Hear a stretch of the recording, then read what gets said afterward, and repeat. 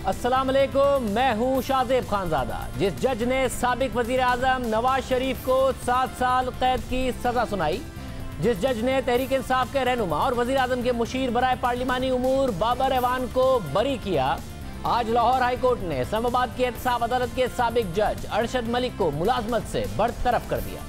Lahore high court के chief justice Qasim Khan की सदारत में इंतजामी कमेटी का इजलास हुआ, जिसमें दीगर 6 सीनियर जजेस ने शिरकत की और जज अरशद मलिक को ओहदे से बरतरफ करने की मंजूरी दे दी। मिसकंडक्ट साबित हो गया और अदालत ने जज अरशद मलिक के खिलाफ कार्रवाई कर दी, मगर अभी भी बहुत से सवालात बाकी हैं। सवाल ये उठ रहा है कि जज अरशद मलिक पर बहुत सारे मिसकंडक्ट का इल्ज़ाम है, किस इल्ज़ाम पर बरतरफ किया गया है? जज अरशद मलिक के सुनाए गए फैसलों का क्या होगा? खासतौर पर नवाज शरीफ को सुनाई गई इस सज़ा का क्या होगा? इसके अलावा उन्होंने 2 फैसले सुनाए थे, एक में उन्हें बरी किया था, एक में उन्हें सज़ा सुनाई थी, दोनों का क्या होगा? बाबर एवान की बरियत के फैसले का क्या होगा? नून लीग जज अरशद मलिक की बरतरफी के फैसले से खुश है, मगर हुकूमत भी खुश है। हुकूमत ये समझती है कि अभी एक किरदार को सज़ा हुई है, इस केस के दूसरे किरदार मरियम नवाज के खिलाफ अभी कार्रवाई होगी। लाहौर हाईकोर्ट के फैसले पर तबसरा करते हुए वज़ीर आज़म के मामले खुसूसी बराए एहतसाब और उमूर दाखिला बैरिस्टर शहजाद अकबर ने ट्वीट किया कि जज अरशद मलिक ब्लैकमेल केस के 2 किरदार हैं, उनमें से एक अरशद मलिक खुद बरतरफ हो गए। इस खेल का दूसरा किरदार मरियम नवाज हैं, जिसने जज की नाजेबा वीडियो इस्तेमाल करके अपील पर असरअंदाज होने की कोशिश की। अभी मरियम सफदर को सजा होना बाकी है। शहजाद अकबर ने मजीद लिखा कि वैसे याद रहे कि अरशद मलिक की तैनाती शाहिद खकन अब्बासी ने की थी। इसके अलावा बैरिस्टर शहजाद अकबर ने मजीद लिखा कि जज अरशद मलिक केस में ये भी याद रखना चाहिए कि अल अजीजिया केस इस जज की अदालत में मुल्जिमान यानी नवाज शरीफ की दरख्वास्त पर मुंतकिल हुआ था और इस केस में मुलव्विस नासिर बट नामी शख्स जज अरशद मलिक का पुराना जानने वाला था।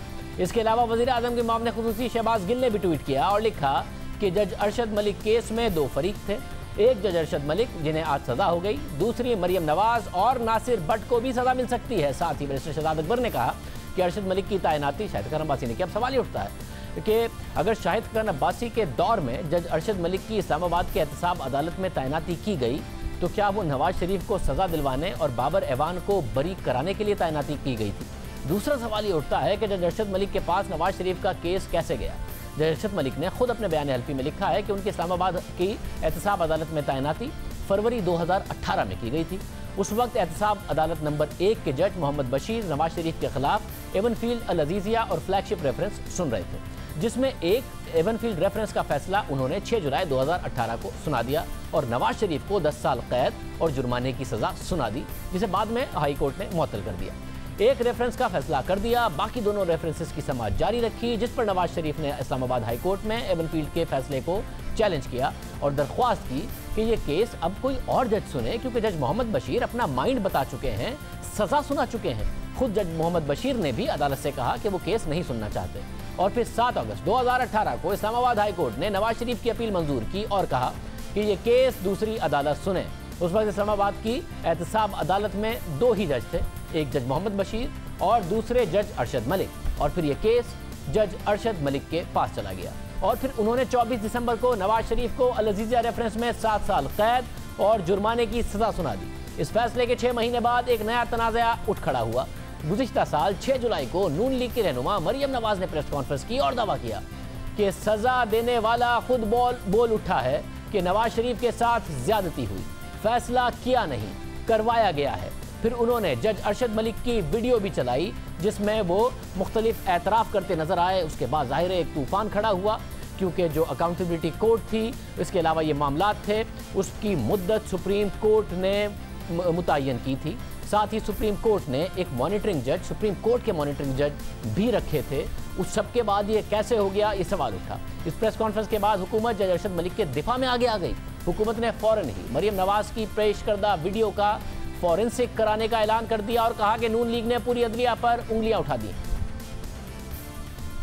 आपने एक जज मोहतरम को नहीं, आपने पाकिस्तान की पूरी जुडिशरी पे उंगलियां उठा दी हैं। वीडियो की फोरेंसिक ऑडिट होगी, उसके कंटेंट जो है क्या वो टेम्पर्ड है, रियल है, ये आपकी उस फोरेंसिक ऑडिट के बाद सामने आ जाएगा।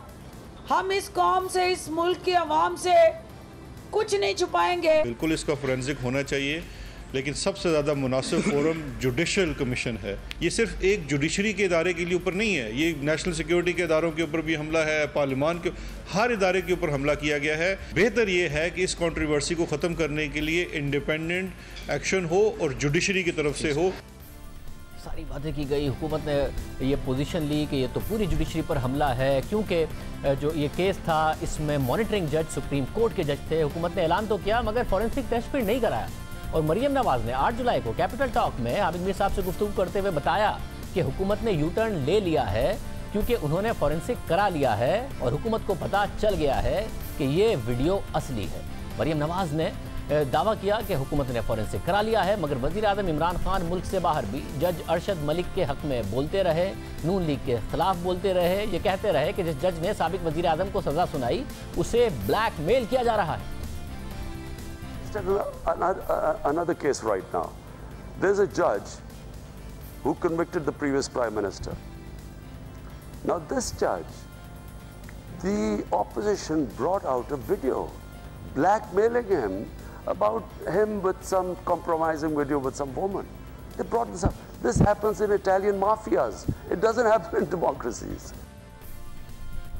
उस वक्त भी माफियाज का जिक्र करते रहे, हुकूमत दावे करती रही मगर फिर उसकी तहकीकात नहीं कराई। इस केस के अहम किरदार नासिर भट्ट ने हमारे प्रोग्राम में आकर बताया कि उन्होंने खुद बरतानिया में फॉरेंसिक करा लिया है, वो लंदन में पाकिस्तानी हाई कमीशन के चक्कर काट रहे हैं, रिपोर्ट जमा कराने की कोशिश कर रहे हैं मगर हाई कमीशन रिपोर्ट लेने को तैयार नहीं। जो वीडियो आपने दिखाई उसमें वो यही कह रहे हैं जो मरियम नवाज ने दिखाई, मगर उस वीडियो के बारे में जज अरशद मलिक कह रहे हैं कि वो वीडियो एडिट की हुई है, आपने एडिट करके उसको इस तरीके से पेश किया। देखिए, ये मैंने यूके में अपनी एक लेक्स लॉ कंपनी है सोलिसिटर की, उनके पास में गया, मैंने ये दोनों चीजें फॉरेंसिक कराई हैं, ऑडियो और वीडियो, और मैंने हाई कोर्ट में भेज दी हैं। वो हालांकि ये हुकूमत पाकिस्तान, वो इमरान खान साहब कह रहे थे कि जी फिरदौस आशिक अवान साहबा क्या हम इसका फॉरेंसिक कराएंगे। मेरा ख्याल उन्होंने फॉरेंसिक करा के इसको बंद कर दिया है कि उनको पता चल गया था कि इसमें कोई एडिट चीज नहीं है, और ये मैंने अब भेज दी हाई कोर्ट में। जब ये खुलेगी चीजें तो इसमें एक चीज भी एडिट नहीं है, ऑडियो और वीडियो दोनों ओरिजिनल है।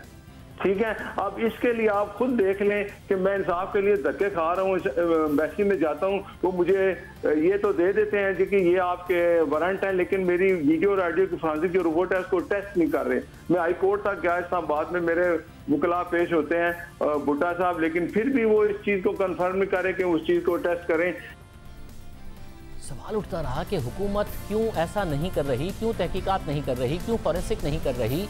इतना ज़बरदस्त मौका मिला है शरीफ ख़ानदान को बेनकाब करने का, ये साबित करने का कि ये माफिया हैं, किस तरीके से ये जजेस को ब्लैकमेल करते हैं, मगर हुकूमत ने कोई तहकीकात नहीं की। हुकूमत ने जज अरशद मलिक की वीडियो की तहकीकात कराने के बजाय जज अरशद मलिक की दरख्वास्त पर नून लीग की क़यादत के खिलाफ तहकीकात शुरू करा दी। फिर 3 दिसंबर को द न्यूज़ में शाया होने वाली उमर चीमा की खबर के मुताबिक जब शहबाज शरीफ जमानत पर थे उस वक्त मरियम नवाज ने प्रेस कॉन्फ्रेंस की तो फिर FIA पर दबाव डाला गया कि इस प्रेस कॉन्फ्रेंस में मौजूद नून लीग की क़यादत को गिरफ्तार किया जाए, खासतौर पर मरियम नवाज को गिरफ्तार किया जाए। उस वक्त के FIA के सरबराह बशीर मेमन ने मौक़िफ़ इख्तियार किया और हुकूमत को जवाब दिया कि सिर्फ प्रेस कॉन्फ्रेंस की बुनियाद पर गिरफ्तारी नहीं हो सकती। फिर कहा गया कि अगर मरियम नवाज नहीं तो परवेज़ रशीद ही को गिरफ्तार कर लिया जाए।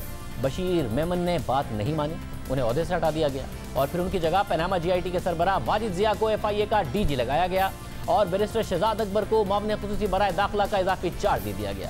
उसके बाद नून लीग के रहनुमाओं की तलबी के नोटिस जारी होना शुरू हुए।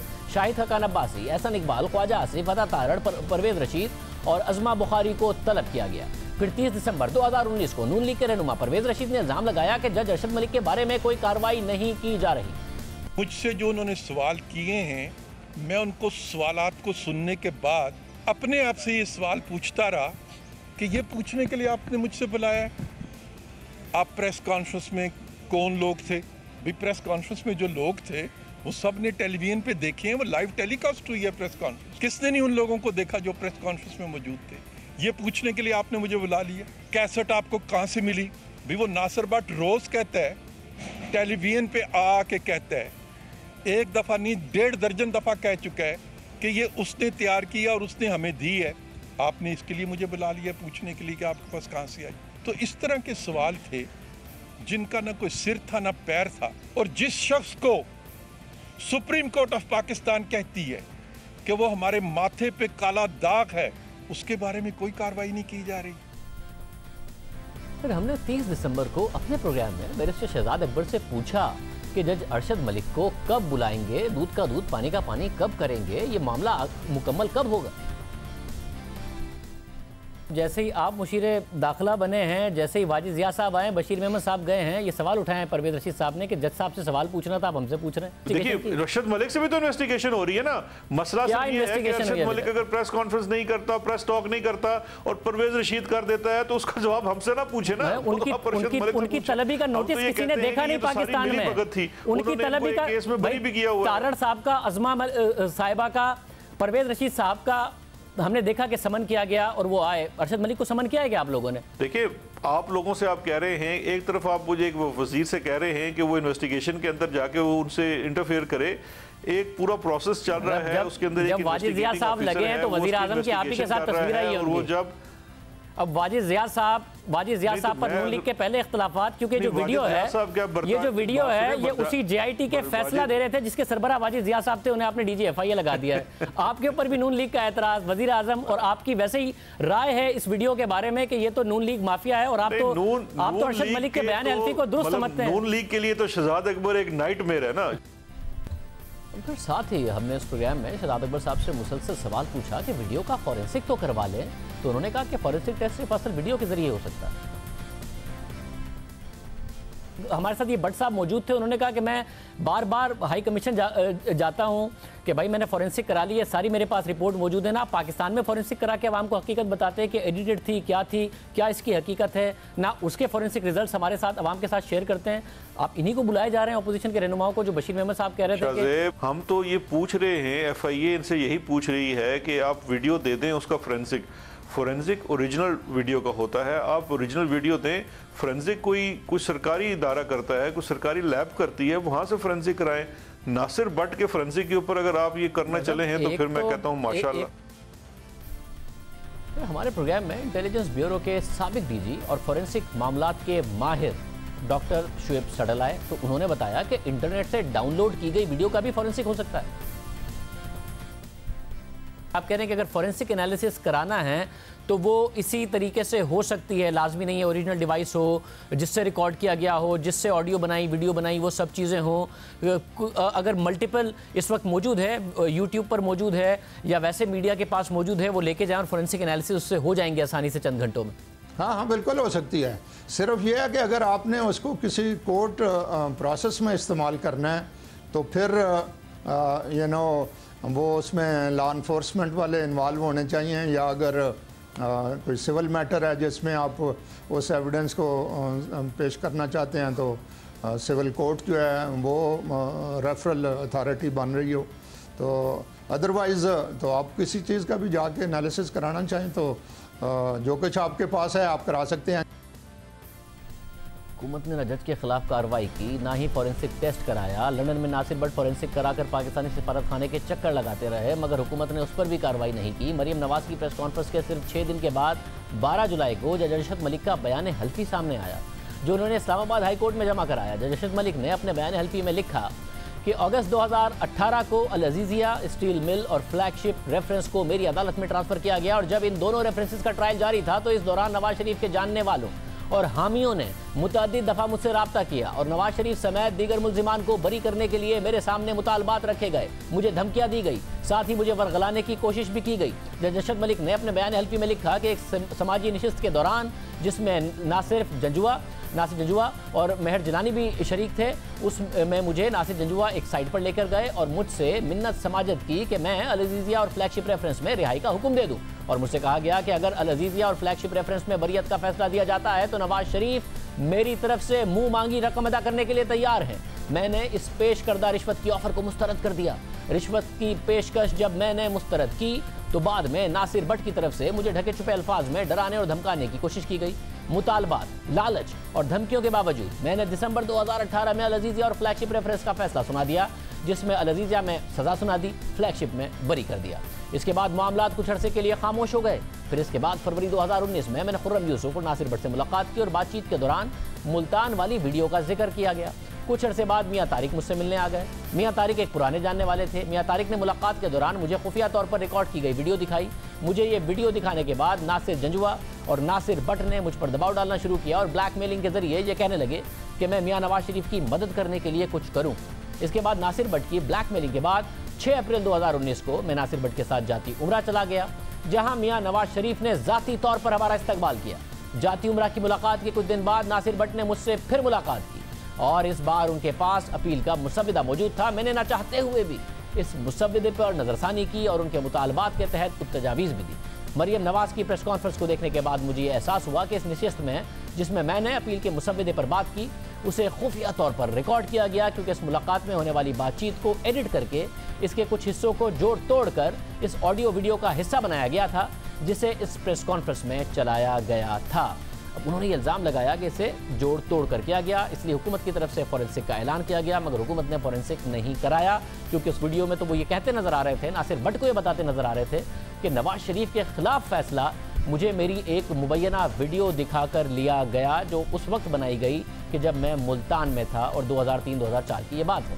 जज अरशद मलिक ने तो अपने बयान हल्फी में दावा किया कि उन्हें ब्लैकमेल किया गया, मगर गुज़िश्ता साल 27 दिसंबर को जब हमने इस केस के अहम किरदार नासिर भट्ट का इंटरव्यू किया तो उन्होंने बताया कि जज अरशद मलिक ने मुझे बताया था कि जस्टिस साकिब निसार ने मुझे बुलाकर कहा था कि आपने कानून से हटकर फैसला सुनाना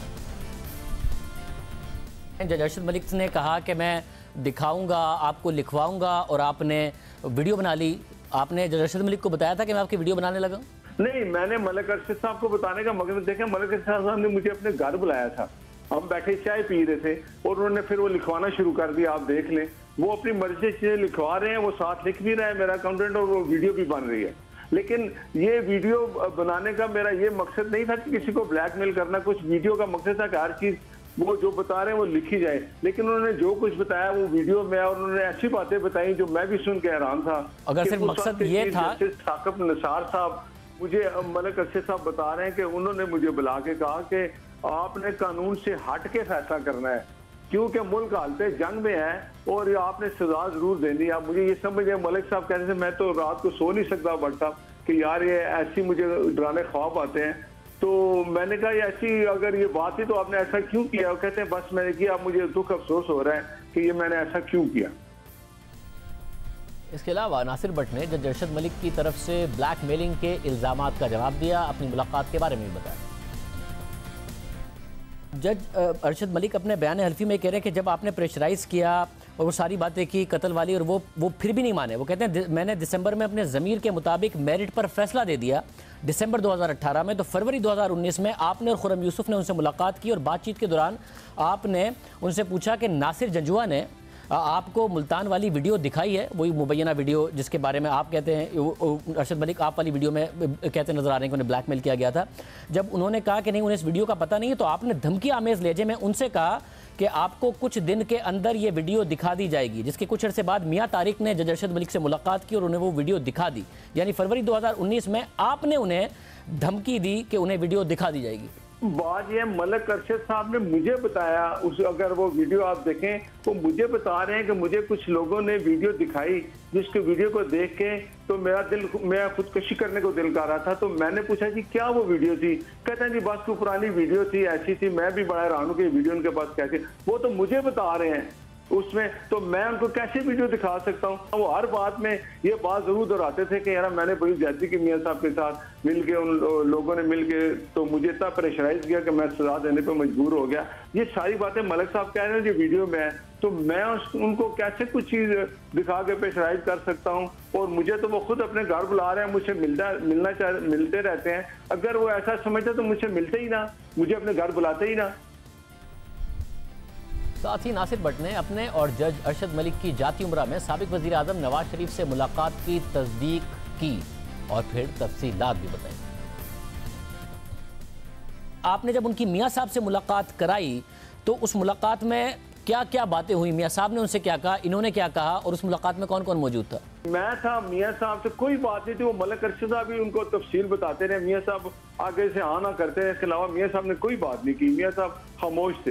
अब जब ये भी बात बताऊं, जब हम मैं और मलिक अरशद साहब वहां से मिल के वापस आए गाड़ी में। तो अब उन्होंने मुझे ये कहा, मलिक अर्शद साहब ने, कि यार मेरा दिल इतना परेशान हो गया है, इस बंदे ने मुझे कितना प्यार से मिला है, कोई इसने दिल में ये बात नहीं कही, कोई ऐसी बात नहीं की, तुमने मुझे साथ दिया है, और जो मैंने सारी बातें बताई हैं, मेरा दिल इतना परेशान है कि यार मैंने इस बंदे के साथ क्यों इतनी ज्यादती की। वो कहते हैं कि आप बहुत ज़्यादा गुस्से थे क्योंकि आपने इदारों पर डाला, और जज अरशद मलिक कहते हैं कि मैंने तो साफ साफ बता दिया कि नहीं मियां साहब, मैंने शाइस्ता रेज़े में उन्होंने बताया कि मैंने तो मेरिट पर फैसला दिया, जिस पर आप उनसे बड़े नाराज़ थे, और वहाँ से निकलकर आपने कहा कि आपने ये बात क्यों की कि मेरिट पर फैसला दिया है, अब इसका इजाला करें, आपने मुझे मियां साहब के आगे शर्मिंदा किया है, अल अजीज़िया के खिलाफ अपील में मेरी मदद करें, और आपने इस मामले पर कहा कि मैं वकीलों की खिदमात मैंने हासिल की हुई हैं, ड्राफ्ट मैंने तैयार कर लिया है, मगर इस पर नज़रसानी के लिए आपको तजावीज़ देनी होंगी। ये आपने जज अरशद मलिक से कहा, जिन्होंने मियां साहब के खिलाफ फैसला दिया था। फिर वो आगे कहते हैं कि मैंने ब्लैकमेलिंग की वजह से इस मुतालबे को पूरा करने के लिए हामी भर ली, और उसके बाद वो मुलाकात हुई जिसकी आपने वीडियो बनाई।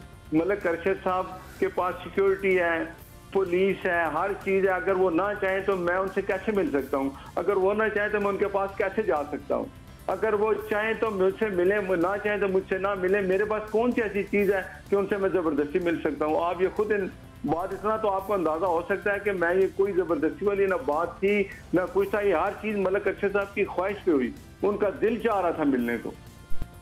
खुद जज अरशद मलिक ने भी इस बात को तस्लीम किया कि वो नवाज शरीफ से मिलने जाती उम्रा गए। जज अरशद मलिक का बयान इस लिहाज से अहम है क्योंकि जज अरशद मलिक ने यही बातें अपनी FIR में दर्ज कराईं और FIA ने उसकी तहकीकात शुरू कर दी। FIA ने मुलजिम मियां तारिक महमूद को गिरफ्तार किया, मगर इस्लामाबाद हाई कोर्ट ने 2 जून को मियां तारिक को जमानत पर रिहा कर दिया और कहा कि अदालत के बार बार सवाल करने के बावजूद तफ्तीशी अफसर मुलजिम मियां तारिक के जुर्म में मुलव्विस होने से मुताल्लिक मवाद पेश नहीं कर सके। फैसले में जजिस ने सवाल उठाया कि जज अरशद मलिक 19 साल तक और बिलखुसूस ज़ेर इल्तवा केस में मुसलसल मुबैना दबाव के बावजूद खामोश क्यों रहे, उस पर भी बात करेंगे। मगर पहले इस केस के दीगर किरदारों की बात करते हैं। FIA में नासिर जंजुआ, गुलाम जिलानी और खुर्रम रसूल को गिरफ्तार किया, मगर फिर अपनी रिपोर्ट में बताया कि इन तीनों के खिलाफ शवाहिद नहीं मिले। अदालत ने FIA की रिपोर्ट की बुनियाद पर मुल्जिमान को बरी कर दिया। इस हुकूमत में FIA की रिपोर्ट की बुनियाद पर ये तीनों मुल्जिमान बरी किए गए, जिनमें का आज भी तहरीक इंसाफ कह रही है कि उन्हें सज़ा हो सकती है। FIA ने नासिर जंजुआ, गुलाम जिलानी और खुर्रम रसूल को गिरफ्तार किया था और इन तीनों के खिलाफ शवाहिद नहीं मिले थे और अदालत ने फिर उन्हें बरी किया था। इसके बाद FIA ने मई में इंसदाद दहशतगर्दी की अदालत से इन तीनों अफराद को दोबारा गिरफ्तार करने की दरख्वास्त की। तो और साबिर क्राइम की अदालत से रिहाई के बाद FIA ने दोबारा से तहकीकात करनी है ये कहा, इसलिए उन्हें दोबारा गिरफ्तार करने की इजाज़त दी जाए, मगर अदालत ने यह दरख्वास्त भी मुस्तरद कर दी। एक मुलजिम को अदालत ने जमानत दे दी, 3 को बरी कर दिया। एक मुलजिम नासिर बट बरतानिया में है, कोई पेशरफ नहीं हो सकी। हुकूमत इल्ज़ामात लगाती रही लेकिन कुछ नहीं किया। हुकूमत ने कोई तवज्जो नहीं दी, मगर खुद अदलिया मुसलसल जज अरशद मलिक के किरदार पर सवाल उठाती रही। ये केस जब सुप्रीम कोर्ट गया तो फैसले के आखिर में उस वक्त के चीफ जस्टिस आसिफ सईद खोसा ने जज अरशद मलिक के कंडक्ट पर रोशनी डाली। फैसले में चीफ जस्टिस ने लिखा कि जज अरशद मलिक की तरफ से जो प्रेस रिलीज और बयान हल्फी जारी किया गया वो उनके खिलाफ वजनदार फर्दे जुर्म है। जज अरशद मलिक का तस्लीमशुदा कंडक्ट जो प्रेस रिलीज और बयान हल्फी से उभर रहा है उससे बू आती है। ताफुन ज़दा तर्ज अमल में इतनी सलाहियत है जो पूरी अदलिया पर बतौर इदारा बुरा नाम ला सकती है। जज अरशद मलिक ने अपनी प्रेस रिलीज और बयान हल्फी में यह तस्लीम किया कि उनका एक मशकूक माजी था। उन्होंने अपने हवाले से शर्मनाक हक़ाइक़ को छुपाए रखा था, जिसकी वजह से उन्हें ब्लैकमेल करना आसान था। ट्रायल के दौरान जज अरशद मलिक नवाज शरीफ से हमदर्दी रखने वालों से निजी मुलाकातें करते रहे। उन्हें दौरान समाअत धमकियां और रिश्वत की पेशकश भी की गई उनके बकौल, लेकिन उन्होंने इस बारे में किसी आला हुक्काम को नहीं बताया और ना ही खुद को ट्रायल से अलग करने पर गौर किया। सिर्फ यही नहीं, जज अरशद मलिक ने सजायाफ्ता शख्स के बेटे से किसी और मुल्क में मुलाकात भी की और बिलाखिर जज अरशद मलिक ने सजायाफ्ता शख्स की उनके अपने ही फैसले के खिलाफ अपील में मदद शुरू की कोशिश की। जज का ऐसा तस्लीमशुदा कंडक्ट हैरान कुन है। उनके इस गैर अखलाकी और काबिल नफरत तर्ज अमल ने हज़ारों ईमानदार जजिस का सर शर्म से झुका दिया है। चीफ जस्टिस ने अपने फैसले में मजीद लिखा कि अटॉर्नी जनरल ने हमें यकीन दहानी कराई है कि जज अरशद मलिक को दोबारा लाहौर हाई कोर्ट के हवाले किया जाएगा। हम ये उम्मीद रखते हैं कि उनकी वापसी लाहौर हाई कोर्ट उनके खिलाफ कार्रवाई का आगाज़ करेगी। यानी खुद सुप्रीम कोर्ट को हुकूमत को कहना पड़ रहा था, अटॉर्नी जनरल यकीन दहानी करा रहे थे कि जज अरशद मलिक के खिलाफ कार्रवाई की जाएगी। हुकूमत वरना नून लीग के खिलाफ कार्रवाई कर रही थी, जज साहब का दिफा कर रही थी। इसी तरह 18 जून को जस्टिस काजी फाइज ईसा केस की समाअत के दौरान एहतसाब अदालत के जज अरशद मलिक का भी जिक्र आया था। जस्टिस उमर अता बंदियाल ने कहा कि जज को मालूम होना चाहिए कि वो अवाम की नज़रों में है। हम जजेस को इस हवाले से मोहतात होना चाहिए। आपकी नाक के नीचे डिस्ट्रिक्ट जुडिशरी में क्या होता है आपको इल्म नहीं। जस्टिस उमरता बंदियाल ने कहा कि आपने मालूमात हासिल कर ली और फिर अपने पास रख ली ताकि उन्हें उस वक्त इस्तेमाल करें जब कोई पिच से बाहर निकल कर खेले। इंजीनियरिंग के इल्जामात हैं, बदकिस्मती से हम इस्तेमाल हुए। मैं एहतसाब अदालत के जज की बात कर रहा हूँ जिन्हें आपकी वजारत ने तैनात किया। हम इसे ठीक करेंगे और हो सकता है इस फैसले में ही उसे ठीक कर दें। जस्टिस उमरता बंदियाल ने कहा कि एहतसाब अदालत के जज जिनका माजी खराब रहा उनकी तो कोई निगरानी नहीं की गई। जज अरशद मलिक को कुछ नहीं हुआ। यहाँ जस्टिस काजी फाइज ईसा और दीगर जजेस मुकदमात का सामना कर रहे हैं। जस्टिस मकबूल बाकिर ने रिमार्क्स दिए कि मुल्क में एहतसाब के नाम पर जो तबाही हो रही है उस पर भी फैसले में लिखेंगे। जुडिशरी इस हवाले से मुसलसल जज अरशद मलिक के हवाले से सवालात उठाती रही, कार्रवाई का कहती रही। 14 मई को इस्लामाबाद हाई कोर्ट में मियां तारिक की दरख्वास्त जमानत की समाअत करते हुए जस्टिस अतर मिनल्ला ने पूछा कि इतने साल गुजरने के बाद जज को मालूम हुआ कि उन्हें नशा आवर शय पिलाकर वीडियो बनाई गई थी, या तो जज वीडियो को जाली करार देकर उससे इनकार करते। जज तो खुद तस्लीम कर रहे हैं कि वीडियो जेन्युइन है, तो फिर उनके खिलाफ कार्रवाई होनी चाहिए। जस्टिस अतर मिनल्ला ने मजीद रिमार्क्स दिए कि जुडिशल ऑफिसर अपना मिसकंडक्ट तस्लीम कर रहा है। क्या कोई जज ये मौक़िफ़ इख्तियार कर सकता है कि उसे नशा आवर शय पिलाकर ऐसी वीडियो बनाई गई? जुडिशल अफसर का ये एतराफ़ तो खुद हमारे लिए शर्मिंदगी का बाइस है। चीफ जस्टिस ने FIA से सवाल पूछा कि आपने मुल्जिमान को गिरफ्तार कर लिया, क्या आपने जज का बयान रिकॉर्ड किया? FIA की तफ्तीश का ये मयार है? जज किसी के घर गया ही क्यों था कि उसकी ऐसी वीडियो बनाई गई?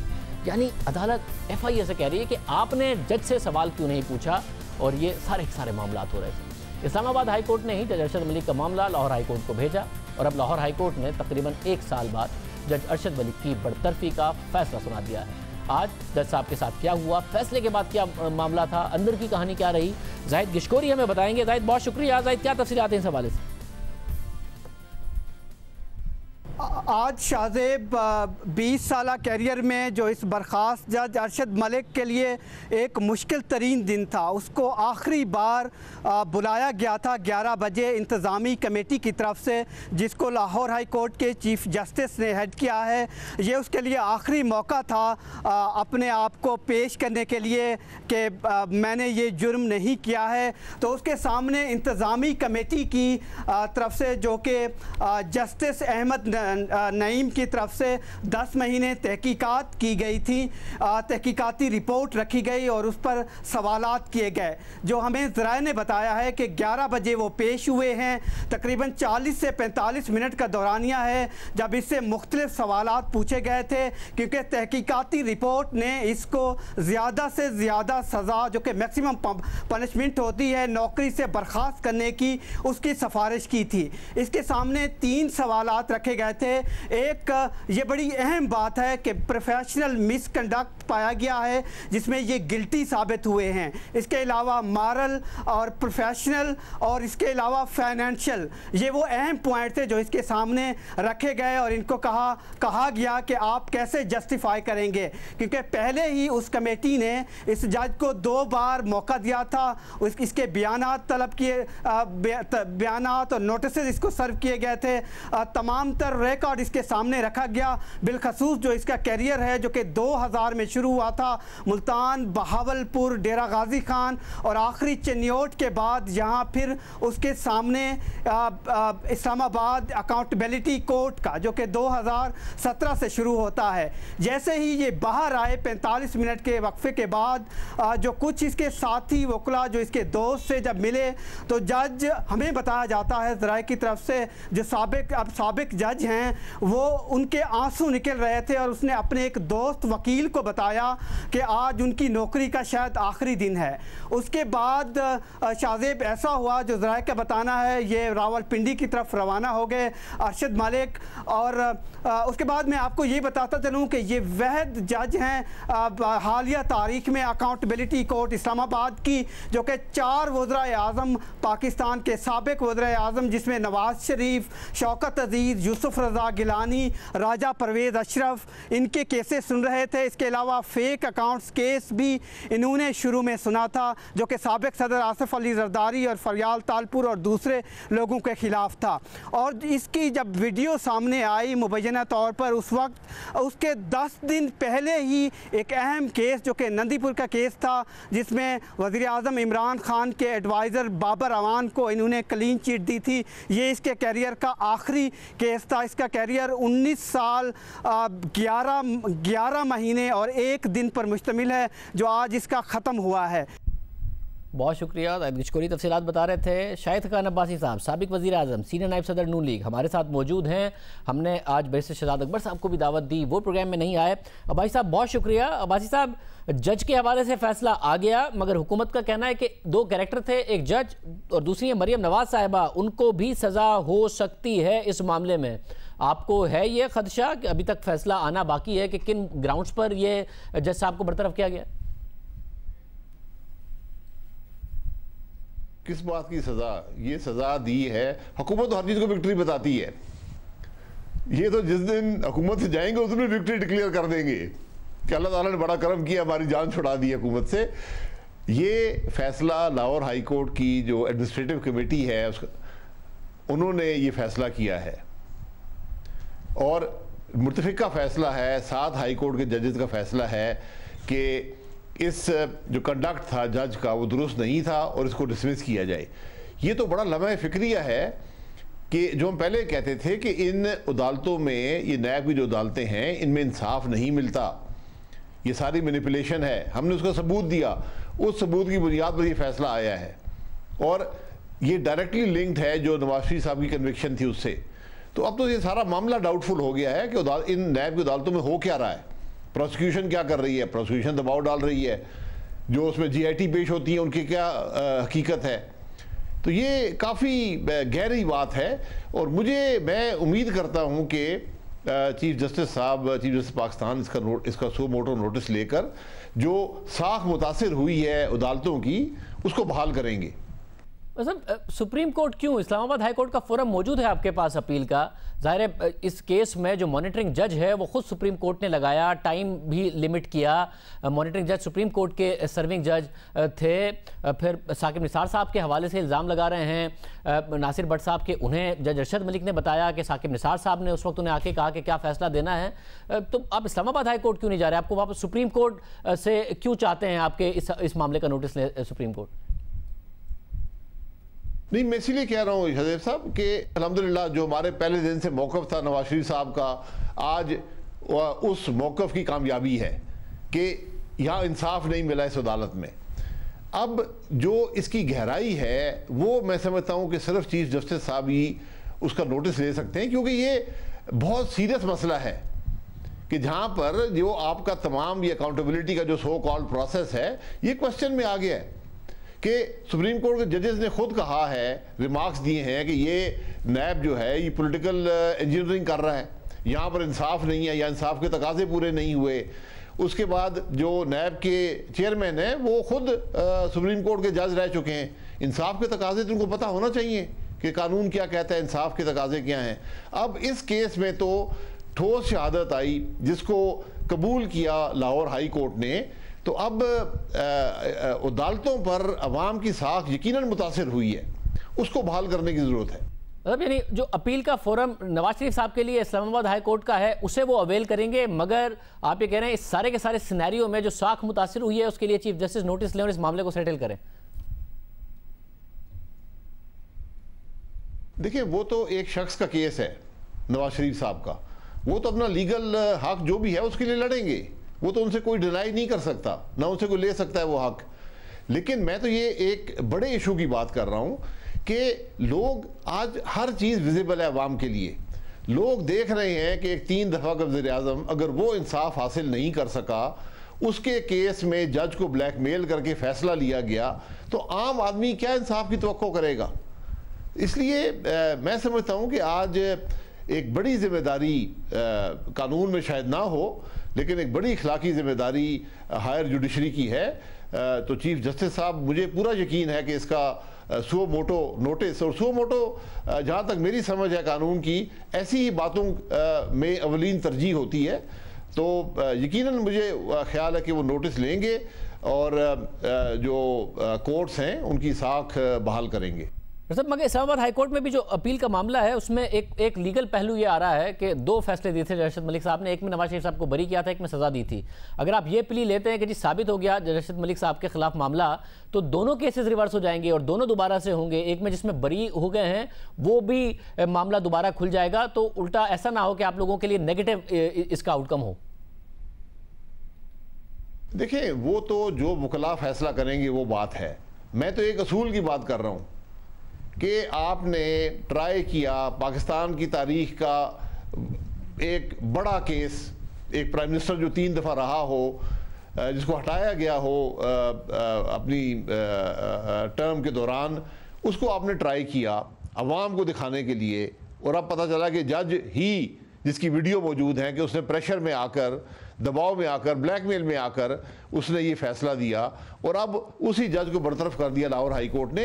तो ये मैंने पहले कहा कि ये मियां नवाज शरीफ का जो स्टैंड था वो तो बड़ा क्लियर हो गया, उसकी तो फतह हो गई। अब अदालतें उसके बारे में क्या करती हैं, अदालत फैसला करेगी, वो उनका हक है।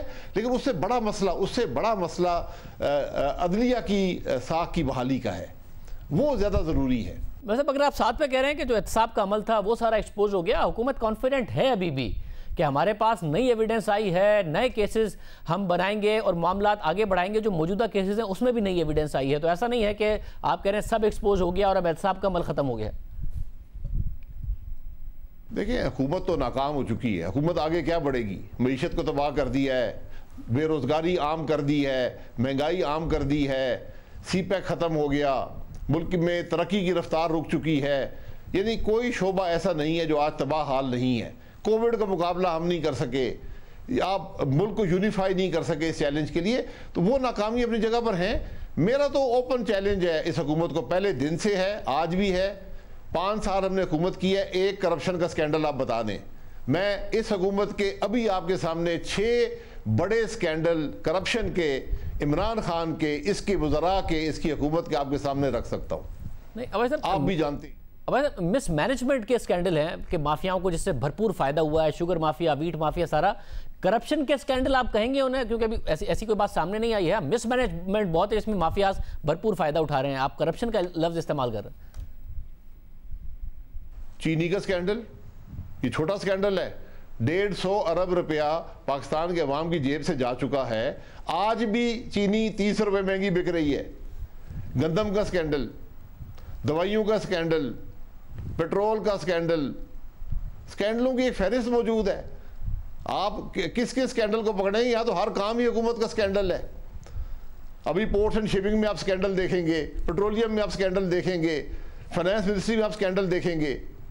8.25 रुपये का बॉन्ड बेच के अगले दिन आपने रेट 7% पे कर दिया। एक दिन पहले 8.25 का बॉन्ड बेच दिया।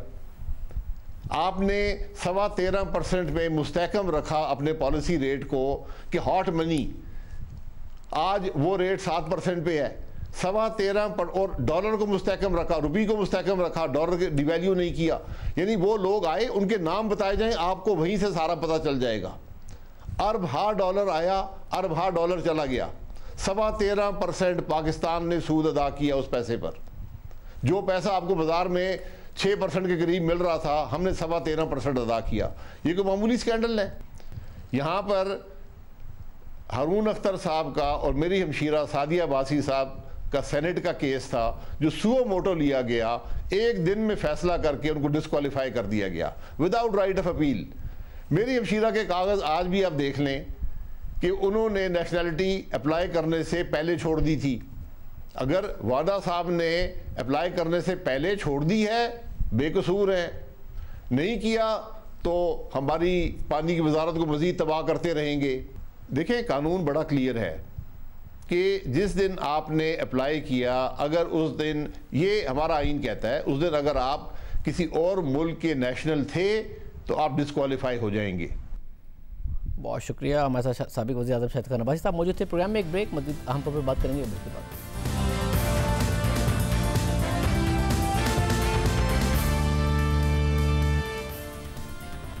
हमारे साथ साबिक वज़ीर कानून और तहरीक इंसाफ के रहनुमा बैरिस्टर अली ज़फ़र मौजूद हैं। इसके अलावा कामरान मुर्जा साहब मौजूद हैं, साबिक सदर सुप्रीम कोर्ट बार एसोसिएशन। आप दोनों का बहुत शुक्रिया। अली ज़फ़र साहब, पहले आपसे ज़ाहिर 2 फैसले सुनाए थे। अरशद मलिक साहब ने एक नवाज शरीफ साहब के खिलाफ सुनाया, सज़ा दी, एक में बरियत।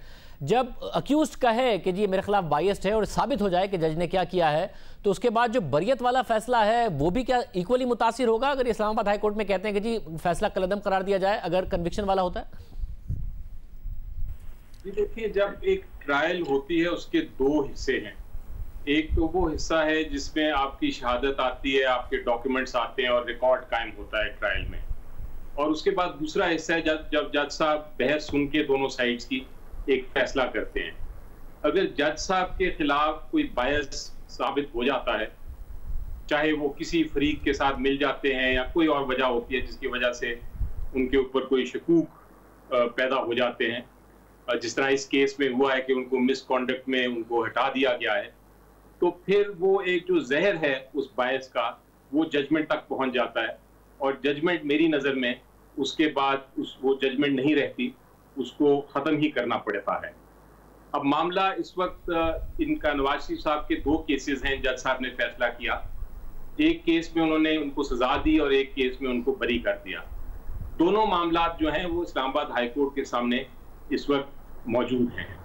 मेरी नज़र में इस्लामाबाद हाई कोर्ट के पास एक चॉइस जो है, फैसला तो इस्लामाबाद हाई कोर्ट ने करना है, लेकिन कानून के मुताबिक जो एक चॉइस है वो ये है कि ये बायस अगर साबित हो गया है जज साहब का, तो वो जो सेंटेंस है जिसमें सजा दी गई है और जो जजमेंट है जिसमें उनको बरी किया गया है, दोनों फिर ख़त्म हो जाती हैं, और हाई कोर्ट या तो इस केस को वापस भेज दे अकाउंटेबिलिटी कोर्ट के सामने कि जो रिकॉर्ड पे आ चुका है मामला उसके ऊपर वो बहस सुन के दोबारा फैसला कर दें, और अगर उस फैसले में दोनों केसों में सजा होती है या बरी होता है, वो फिर फैसला हाई कोर्ट में वापस आ सकता है अपील के जरिए।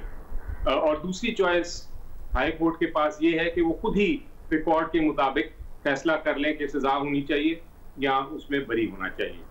तो ये इस वक्त कानूनी सिचुएशन है इस केस की। अब यानी अगर अक्यूज कह रहा है कि जज ने मेरे खिलाफ बायसनेस में सजा सुनाई है, तो अगर अक्यूज को कोई बेनिफिट है वो भी नल एंड वॉइड हो जाएगा किसी दूसरे केस में? नहीं, अगर तो इसका जो असर होगा वो दोनों केसों पे होगा, क्योंकि एक ही जज साहब थे, और अगर जज साहब का बायस साबित हो गया है, चाहे वो किसी फरीक से मिल गए हैं, चाहे किसी के प्रेशर में आ गए हैं, वो एक अलग स्टोरी है, अलग कहानी है, लेकिन बायस साबित हो गया है किसी वजह से, तो फिर वो दोनों जजमेंट्स जो हैं वो मेरी नज़र में गैर कानूनी जजमेंट्स हैं। उनको आप, और ये तो बड़ा पुराना एक जूरिस्प्रूडेंस है कानून की कि अगर बायस साबित हो जाए तो जजमेंट फिर सस्टेनेबल नहीं रहती, जजमेंट फिर खराब हो जाती है। जैसा मैंने कहा, वो जहरीली जजमेंट हो जाती है, और जो बायस का जहर है वो जजमेंट तक भी पहुंच जाता है। कामरान मुर्जा साहब, आपकी इस हवाले से क्या राय है इन दोनों केसेस के हवाले से? इसमें डबल इनोसेंस का प्रिंसिपल आ जाता है, उसमें दोहरी, आप कहते हैं कि दोहरी मासूमियत। एक तो हम कहते हैं कि मुल्ज़िम मासूम है, और एक उसको कोर्ट ने भी मासूम डिक्लेयर कर दिया, तो जब डबल इनोसेंस आ जाएगी तो उसको जो है ना वो डबल प्रिजम्पशन जो है ना वो अवेलेबल होती है। कन्विक्शन में जो है ना उसको कोई ऐसा मसला उसके साथ नहीं होता, कोर्ट उसको इंडिपेंडेंटली देखती है, उसको लिबरली देखती है। मगर जो आर्गूमेंट्स नून लेके चल रही है, अगर ये परवेल करता है तो ये अपीलेट कोर्ट पे ये फिर दूसरे केस में भी परवेल करेगा या कर सकता है, और ये उनके लिए नुकसान का बायस बन सकता है। तो इस पे अच्छी तरह सोच लें, समझ लें, क्योंकि ये डबल एज है। यानी आप समझते हैं कि मेरिट पर ही केस लड़ा जाए बजाय इसके कि इस बुनियाद पर उसे कलअदम कराया जाए, क्योंकि जो दूसरा केस है वो भी रिवर्स हो जाएगा? देखिए, इसको जो इक्विटल है, इक्विटल आमतौर पे मेंटेन करती हैं अपीलेट कोर्ट्स। बहुत कम उसमें ऐसे केसेस होते हैं जहाँ पे उसको डिस्टर्ब करती हैं, तो उसको ये इसी तरह से नून लीग उसको या मियाँ साहब फैमिली जो है उसी तरह से लेके चले, और कन्विक्शन को जो है ना ये साथ एक एडिशनल फैक्टर के तौर पे रख ले कि जी ये उनकी तरफ से आया, या उसके बाद जो है ना वो उनको डिपार्टमेंटली सजा भी दी गई, मगर सिर्फ इस बात पे कि डिपार्टमेंटली सजा दी गई इस पे पूरा रिलाय इस पे ना करे, इसके साथ साथ रिकॉर्ड पे भी रिलाय करे, और रिकॉर्ड पे रिलाय करते हुए इसको एक काउंटर आर्गुमेंट के तौर पे ले ले, मेन पॉइंट ना बनाए। बहुत शुक्रिया। एक केस जिसमें जज अरशद मलिक ने सज़ा सुनाई, उसका ये हाल हुआ है। दूसरा केस एवनफील्ड, जिसमें साबिक वज़ीर आज़म नवाज शरीफ को एहतसाब अदालत के जज मोहम्मद बशीर ने सज़ा सुनाई थी, मगर 19 सितंबर 2018 को इस्लामाबाद हाई कोर्ट ने इस फैसले को मुअत्तल कर दिया। और फिर chief justice Islamabad high court justice Athar Minallah ने 41 सफ़हात के फैसले में लिखा कि दरख्वास्त गुजार पर इल्ज़ाम था कि उन्होंने करप्शन, बददियानती और गैर कानूनी ज़राए से एवनफील्ड अपार्टमेंट्स हासिल किए, लेकिन इस्तगासा इस हवाले से सबूत पेश नहीं कर सका, जिस पर एहतसाब अदालत ने मुलजिम को इस इल्ज़ाम से बरी कर दिया और नैब ने एहतसाब अदालत के इस बरीयत के फैसले को चैलेंज नहीं किया। तफसीली फैसले के मुताबिक एहतसाब अदालत के फैसले में नवाज शरीफ की आमदनी या फिर उन ज़राए का जिक्र नहीं किया गया, जबकि एहतसाब अदालत ने अपने फैसले में खुद कहा कि आमदनी से जायद असासों के मामले पर बारे सबूत मुलजिम पर डालने से पहले नैब को सुप्रीम कोर्ट के तय करदा कवानीन पर अमल करना था। लेकिन इस हवाले से वाहिद दस्तावेज जो एहतसाब अदालत में पेश की गई वो एक फ्लो चार्ट है। इस फ्लो चार्ट पर जो एतराज़ उठाया गया उस पर फैसला नहीं किया गया, लेकिन बाद में इस फ्लो चार्ट को एहतसाब अदालत के फैसले का हिस्सा बना दिया गया। इस्लामाबाद हाई कोर्ट के तफसीली फैसले में कहा गया है कि अदालत ने जब नैब के वकील से लंदन फ्लैट की मालियत के हवाले से पूछा कि इस बारे में एहतसाब अदालत के फैसले में कोई दस्तावेज और कोई सबूत मौजूद है तो पेश किया जाए, तो नैब की तरफ से ऐसी कोई दस्तावेज और सबूत दिखाने के बजाय अदालत को कहा गया कि फ्लैट्स की वैल्यू का तयन गूगल से किया जा सकता है। नैब के जवाब से मुताल्लिक तफसीली फैसले में कहा गया है कि तजर्बाकार और पेशा वराना सलाहियत के हामिल वकला से इस तरह के जवाब की तवक्को नहीं थी और इस हवाले से इस्लामाबाद हाई कोर्ट में समाअत मुकम्मल होने तक मांगने के बजाय कोई दस्तावेज़ात पेश नहीं की गई। आखिर में अदालत ने बहुत कमज़ोरियाँ बताईं और फिर कहा कि ये बरकरार नहीं रह सकती और इस तरीके से फैसला मुअत्तल हुआ था। इजाज़त दीजिए, अल्लाह।